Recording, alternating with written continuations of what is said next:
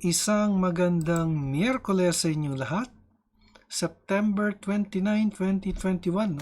Malapit na namang matapos ang buwan. Ito po ang Wednesday edition ng The Stock Market Today. At 88 days na lang. Pasko na. Kahapon yata nasabi kong 88 din. Dapat po 89. Di ako nakapagtanong sa aking anak. Kaya nasabi ko rin 88 Pero ngayon po is 88 to go before Christmas. Ito po ang inyong lingkod, Benji Chidoro. Ako po ay isang retired bank officer na nagsimula mag-invest sa Philippine stock market noong 2007. And I do this report daily. And I also report the latest news on your favorite and most active stocks. If you like the content, iniimbitahan ko po kayo mag-subscribe sa aking channel. If you have stocks in mind that you want reviewed, please comment in the comment box and I will prioritize. Ang ating financial news ay tungkol muli sa AEV at Aboitiz Power. Yan po yung ating news yesterday ay news din po natin today. Kasama po ang ating financial headlines at ang resulta ng trading sa ating PSE ngayong araw. Ika-29 ng Setyembre 2021 dito lamang sa The Stock Market Today.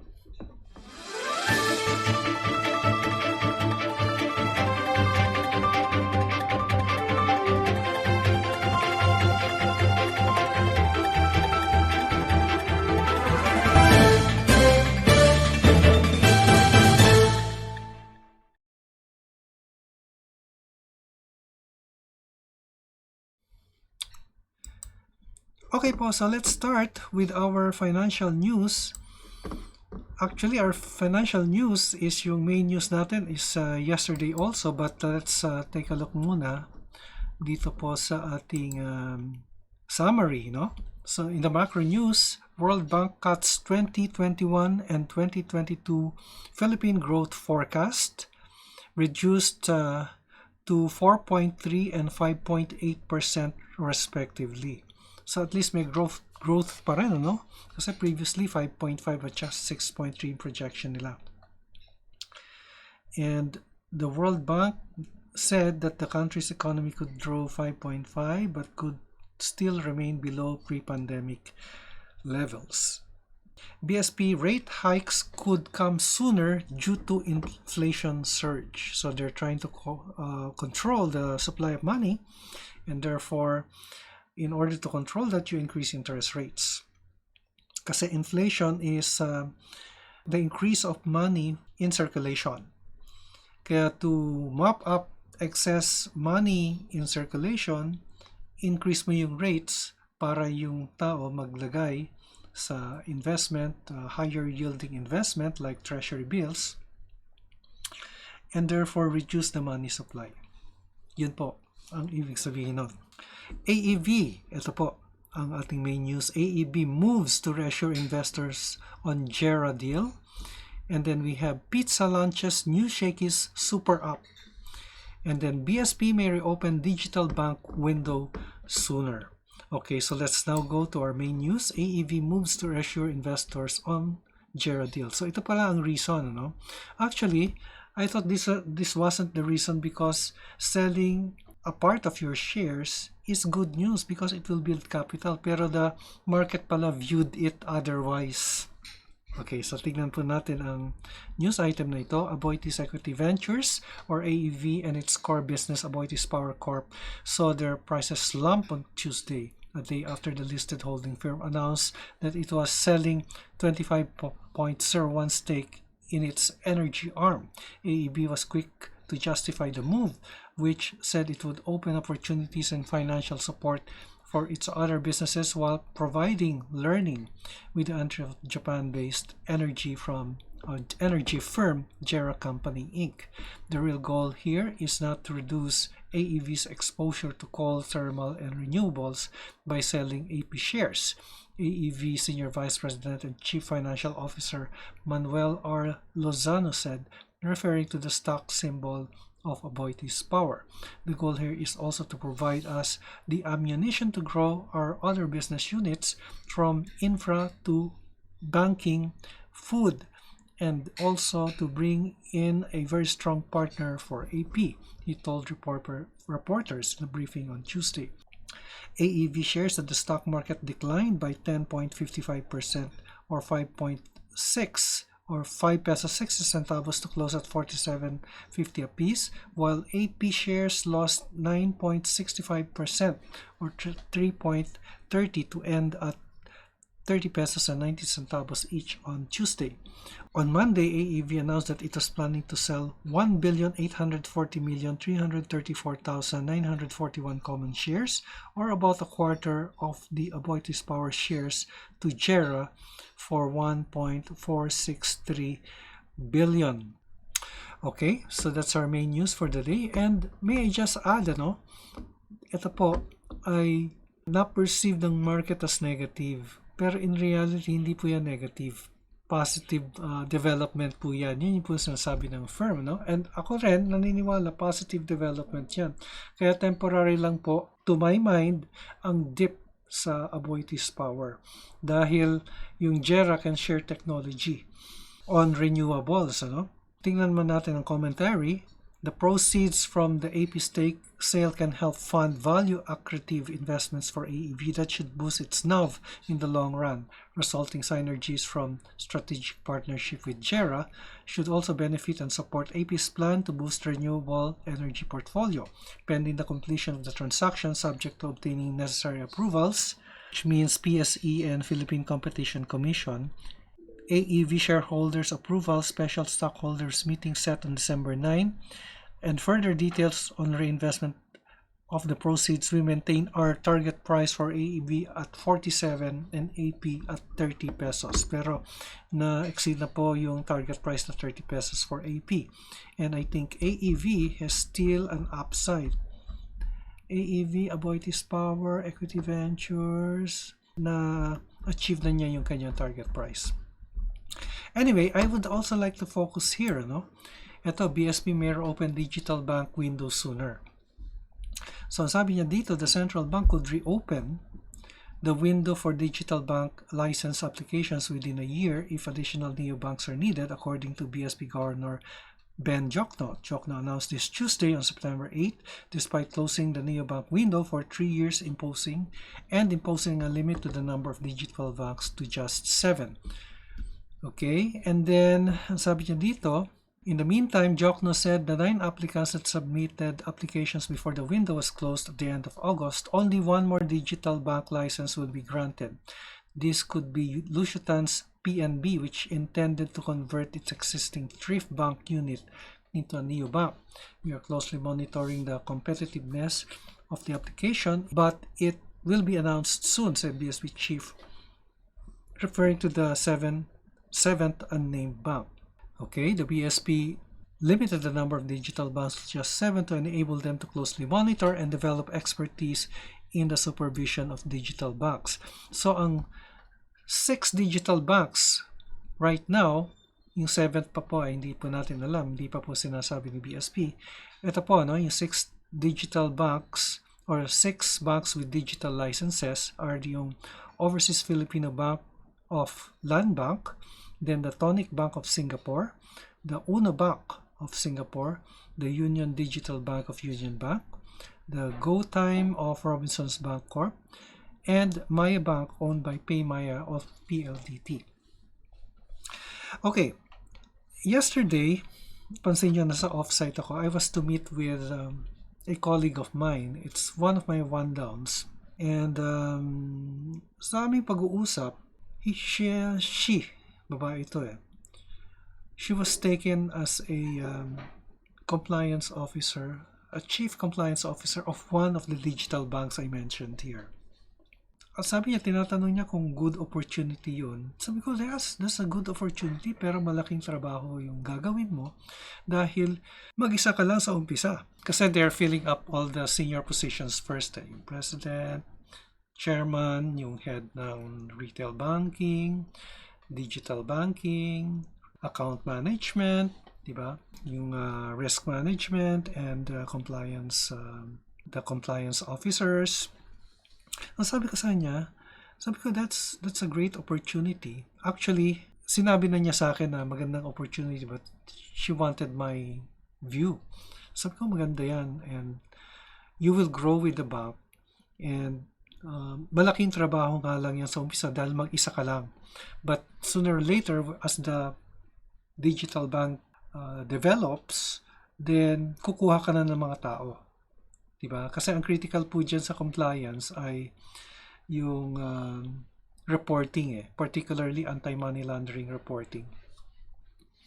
Yun po ang critical dyan kasi you'll have to set that up At kailangan may platform ka kasi hindi na pwedeng mano-mano mag-report ng covered and suspicious transactions. Kailangan automated dyan, especially the covered transactions. Anyway, yun po ang aking masasabi dito sa digital banks and it's a step forward kasi sa ibang bansa in more advanced countries meron na mga digital banks and we're just starting here. So that's our news for the day. Let's now take a look at the happenings at the Philippine Stock Exchange and the Philippine Stock Exchange Index.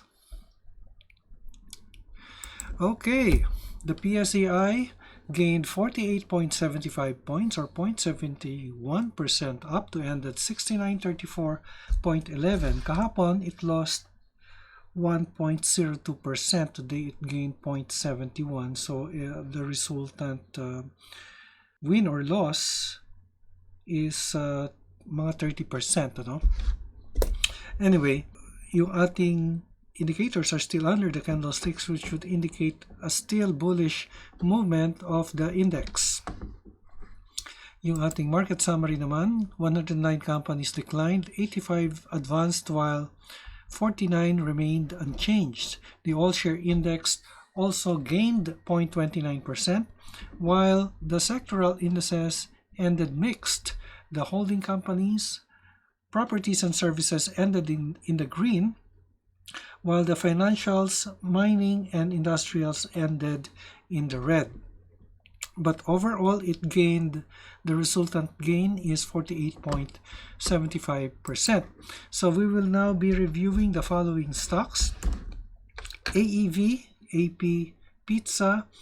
Let's review MPI, which we missed or skipped yesterday inadvertently, and then MONDE, ACEN, and Converge. Okay, so let's now start with AEV.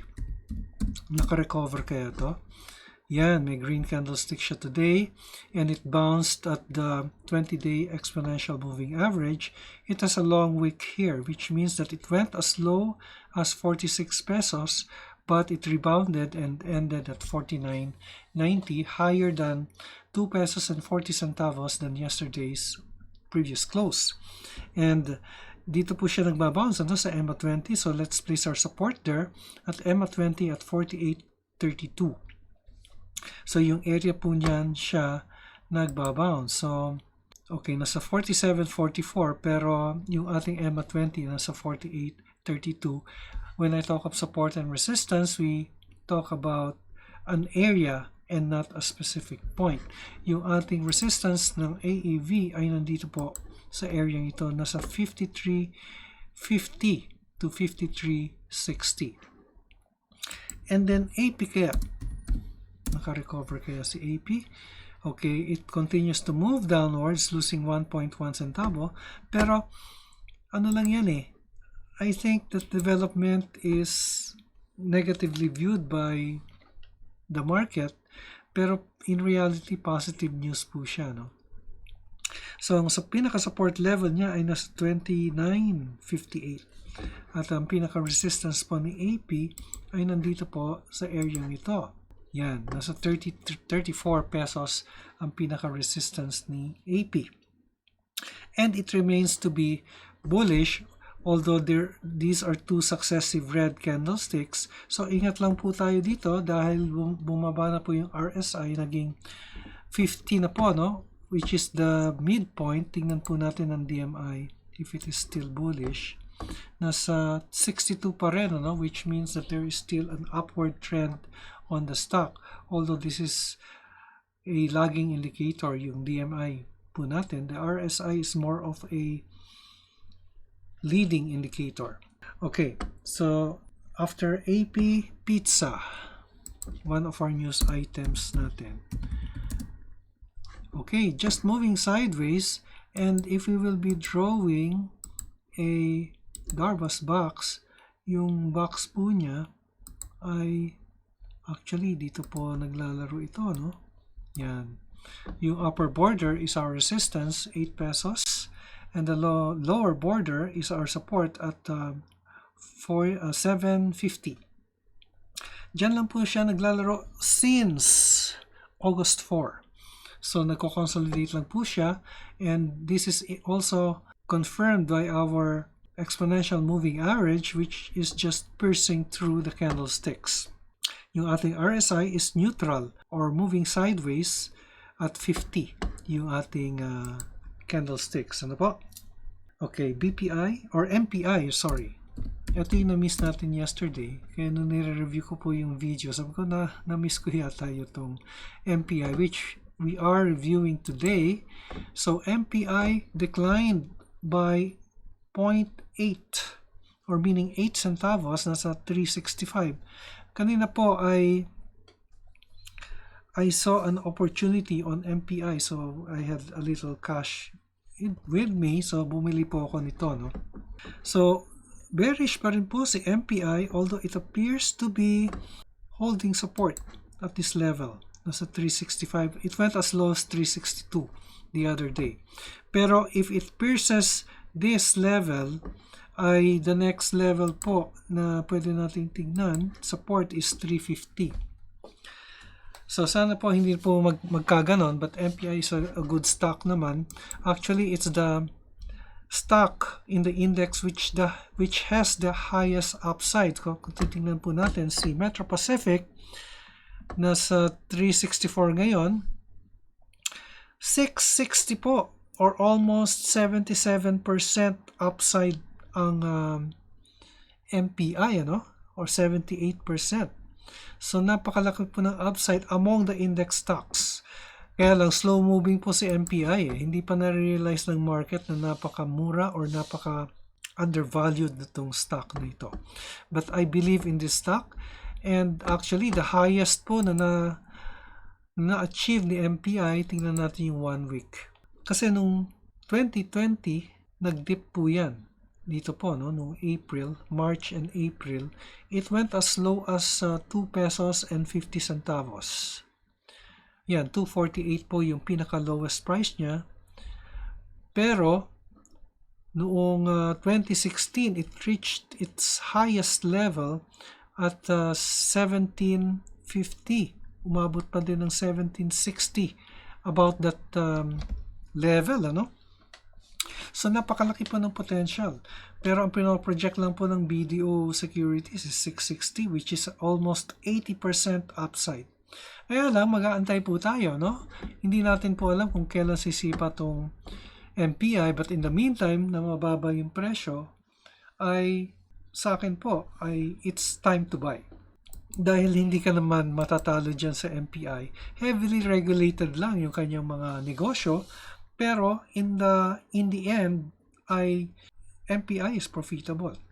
And it remains to be profitable and an undervalued stock at the moment. Okay, after MPI ay MONDE. Bumabante pa si MONDE. Yan.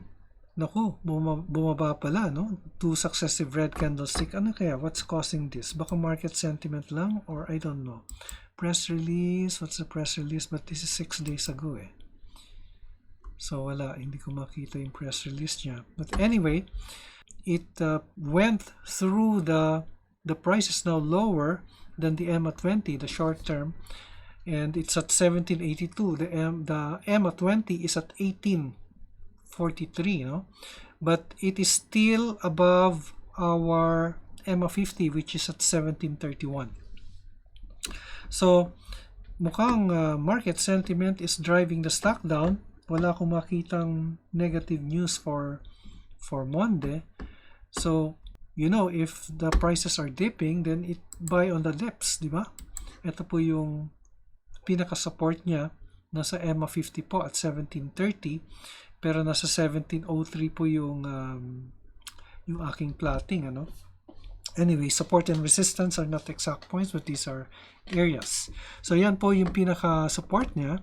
You may take the support at 17.31 to 17 pesos to 17.31 po ang pinaka-support ni MONDE. But it is still bullish based on the medium-term indicator. And then ACEN. Okay, ACEN naman is, naku, nag-dip si ACEN, ano? So, 2 successive days of dip. Baka, yung ating mga stocks kasi ay nag-ano lang, maaring nagkakaroon ng temporary dips. But the trend remains strong. So, kung titingnan po natin yung ating DMI, kung over 30 po ito ay nasa 43, no? So, meron pa siyang trend.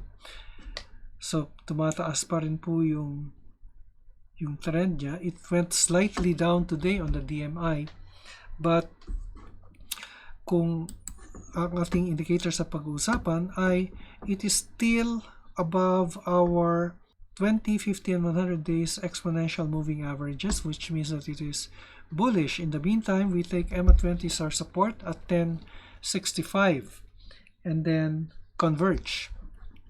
Ano kaya nangyari kay converge? Tumuloy-tuloy ba siya? Tingin ko ay yan. Tingnan nyo yung setup ni converge. Oh. Dire-diretso pa rin siya. So, yung kanyang mga candlestick patterns is upward. No? Upward trend po siya. And we will take the MA20 as our support. No? Ito yung pinaka-channel po niya. Actually, if we can draw a channel, mag-draw nga tayo ng channel. Parallel channel po ang i-draw natin. Yan po ang pinaka-channel niya. Yan, no? Yung upper channel, which will form our trailing, or yung, nakalimutan ko na yung term. Yan po yung pinaka-support natin. And yung trailing resistance naman would be 34.47. So in this channel lang siya nagmo-move since August 4. So makita nyo po yung consistent po yung ating mga indicators po natin. Yung RSI po natin is at 80. At tingnan naman natin yung DMI naman niya, no? Yung DMI, tingin ko is over 30 yan. Yan, nasa 66, meaning that it will remain oversold. It doesn't really matter if it is overbought, rather, as long as the DMI is saying that there is a definite trend on the stock. Yan po ang ating report sa stock market September 29, 2021. Ito po si Benji Chitoro, nagpapaalala, mag-ingat sa COVID, mag-ingat sa scam, an investment in knowledge pays the best interest. Maraming salamat sa inyong pagsubaybay at hanggang sa muli. God bless and bye for now.